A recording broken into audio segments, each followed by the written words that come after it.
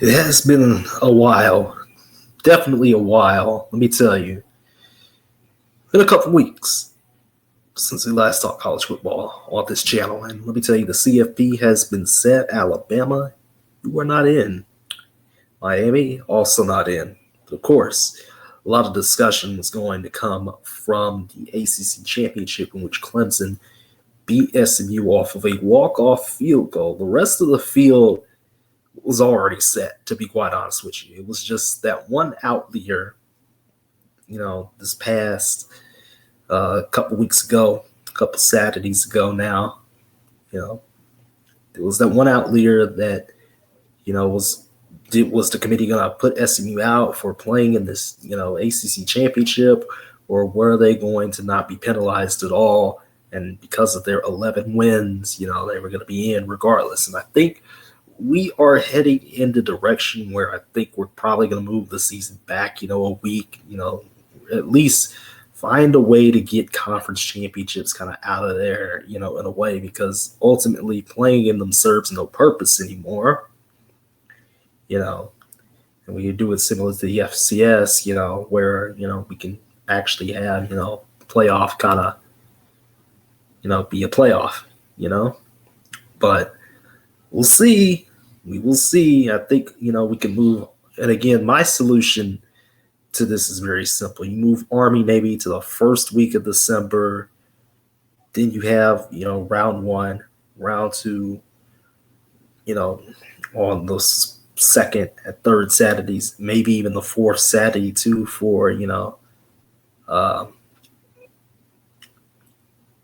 just kids, or traditional New Year's Day slot for the third round, where the semifinals anyway, and then the national championship will be back on its normal day, back where it used to be like the second Monday after, the second Monday in January. Just kind of keep things, kind of simple, or move Army maybe back even further, like Thanksgiving week, and then start the playoffs, the week after. And then, the national championship would be, on January the 1st, which is honestly the better solution in my opinion. But I don't know. But yeah, our first CFP is, with 12 teams is now set. Of course, let's talk some other stuff first. The transfer portal problem. Big problem. Over 25 Marshall players basically said, nah, we out, because their head coach, went to Southern Miss. And, Bill Belichick is now North Carolina's head coach, which is crazy. Craziest thing. Zapping, man. What is old man Belichick doing back in college? I don't know. But he's here. He's going to be leading North Carolina next year. That's next year, though. Let's kind of finish up talking about this year, you know what I'm saying? Indiana, Notre Dame, both these teams did not play, the past couple weeks, and they will be playing Friday night. And the winner will get Georgia in the Sugar Bowl. So, Curtis Rourke, and that high, talented Indiana offense. Of course, Notre Dame, Jeremiah Love, Riley Leonard, really strong defense. Indiana's only lost once. Notre Dame's only lost once. Honestly, a really good matchup. The Battle of Indiana. This game has not been played in quite some time, so it's a big one to play it in. And the winner will get the SEC champion, who edged Texas in overtime, of course, because I don't want to really talk about it. It happened. But yeah, the winner will get Georgia in the Sugar Bowl, and SMU Penn State will kickstart things on Saturday, because you can't really have 4 games, all on the same day, like that. So you got to space them out a little bit. So Notre Dame gets the Friday night game. That'll be on ABC. SMU Penn State will be the first of 2 TNT games. I know. But they're using ESPN guys, of course. So SMU, again, not penalized at all because they had an 11-1 regular season in the first place. Penn State, number 6 in the country, also an 11-win team, 11-1 in the regular season. They will, the winner of this game, Drew Aller, who's basically been confirmed to return to Penn State for 2025. SMU, led by Kevin Jennings, really dynamic, SMU offense. Both these teams have top, 50 defenses, I think top 30, to be quite honest with you. The winner will get the runner-up to the Heisman Trophy winner in Travis Hunter. The runner-up, as in Travis Hunter, won the Heisman Trophy by the slimmest of margins. I think the media kind of, just kind of put their hand into things and made this the way it is. I mean, what can I say? What can I say at this point that hasn't already been said?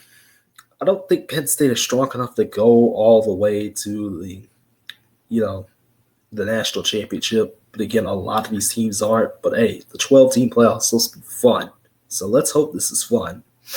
Again, the winner will get the runner-up to the Heisman Trophy in Ashton Jeanty, and the number 3. Yes, you read that right. Number 3, that's in the third highest ranked conference champion in Boise State. We'll get them in the Fiesta Bowl on New Year's Eve. Clemson, Texas, Cade Klubnik, basically kind of confirmed to kind of return in some capacity. Quinn Ewers also kind of confirmed to return in some capacity, but we don't know where those two will go. Depends if they stay or are they going to leave. I don't know, bro. I don't know. Texas, of course, another agonizing loss to Georgia in the SEC championship, which, if Texas, again, didn't get its stuff together, yet again, Sark and crew, could not get their stuff together and lost to Georgia in overtime. Yet again, a scared offense, a scared one.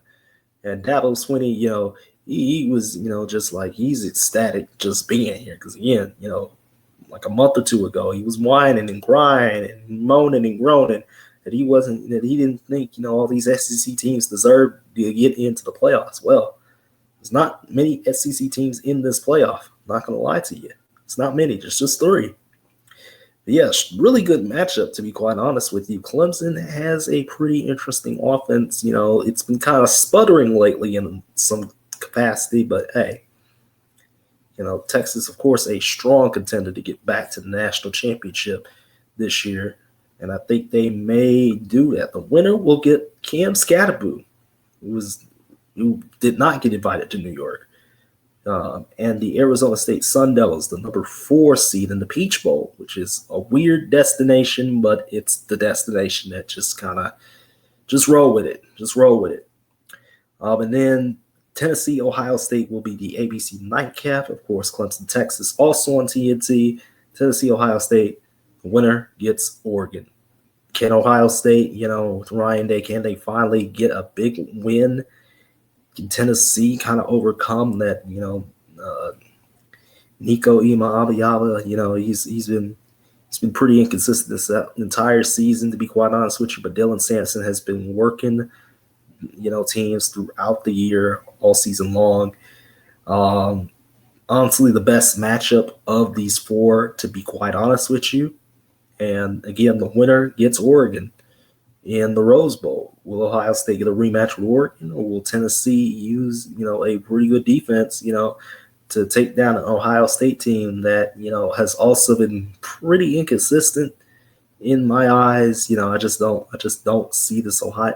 I never saw Will Howard as a guy that could be like, hey, this guy is going to take you to the national championship. I said this at the beginning of the year. I said this at the middle of the year. I've been saying it all season long.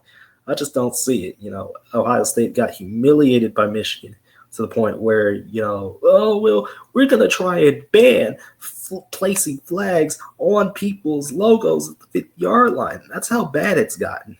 That's how bad it has gotten. It's gotten so weird. It's gotten crazy. A couple other things real quick before we kind of go. Of course, Navy beat Army in a game that was not really that close. I'm kind of surprised Bryson Daly got shut down. But hey, it happens. The Navy defense was just too much for the cadets. But yeah, the CFP is set. Like I said, in the middle of the season and the beginning of the season, I still think somehow we're going to get a strong Oregon team that has just been playing lights out. to win the national championship. That's what I think. But I bet you it's not going to happen. I bet you something stupid is going to happen along the way, and we'll find that out this upcoming Saturday and Friday night, of course. So tune in, lock in, and let's get ourselves ready to go. I'm ready to get it. Ready to get these playoffs started. It's the first 12-team edition. I can't wait for it. I was excited for the 4-team playoff.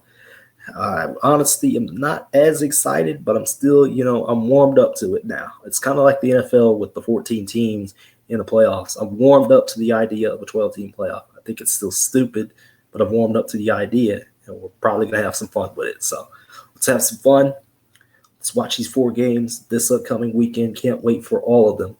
I'll see you in a month to talk the national championship, and we'll see, what happens again. My prediction stays the same. I'm not going to be going crazy about it, in the ticker and stuff like that. So yeah, see you all in a month for the national championship.